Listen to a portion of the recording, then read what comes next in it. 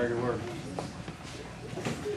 South Louisiana Creoles often fancy the Cajun do-si-do. I have never learned to zydeco, never finding the need to force double left feet to accept what is proclaimed to be my cultural custom. I always leave the quest of dancing to my restless fingers, but sometimes even they can't find the beat.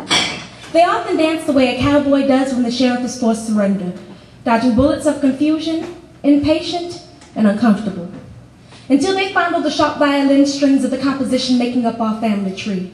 Taken aback with more flexibility than stubborn joints would allow, they learn to salsa through the Caribbean, caressing dark Cuban and Dominican skin, can-canned under the French rule of thumb waltzing into England, stunk their last dance in the Nago nation of Nigeria.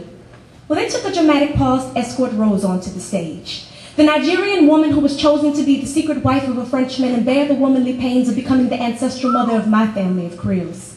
Skin strangely colored like graphite, penciled in more sharply than the images she bore.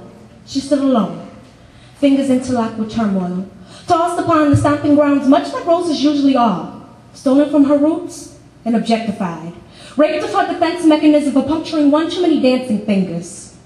Index extended, then curling into the come-hither motion, then grappling the trapper inside of a conga, her bare feet squished under firm dancer thighs. She was forced to only finger dance to the drumming atop her new cradle, only free to move her feet to the beat of shackled melodies of patois reggae in Jamaica, before she, too, would be forced to zydeco in Louisiana. Come on now. Under the embrace of the man who would rob her of her skin tone to make way for descendants bearing permanent tans.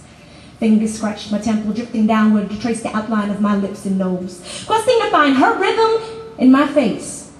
I always knew it was there, but rose-colored blood has long been stifled through the milky boniness of these phalanges. It was 8 generations ago that Rose's fingers traipsed along the path the fingers bathed in bleach to cultivate a series of mismatched fingers. And she did the first thing any new mother does, locking index to baby's closed fist. But when the comparison of hues was more of a contrast, she felt cremated under her daughter's pale skin, fingers frantically attempting to stir out the salt of waters unknown, letting the Mississippi wrinkle them danceless. Yoruba mythology fell short in the veins slightly above the finger joints. But this kind of voodoo wasn't new. I could feel her curses and scrape straight through my soul, wondering if she considered my lack of polished fingerprints one of her curses, or be proud of my index to thumb tugging at the hem of her over-tousled garments. I'd never imagined she'd be my lone black ancestor. But I imagine she never dreamed she'd be the finger taste tester burning in a pot of stone soup. Could I get her to admit that I am her descendant? Or would she deem me the arthritic joint spasm that is now my more milk than honey fingers, frantically dancing the pencil in the color of her graphite knuckles into my identity?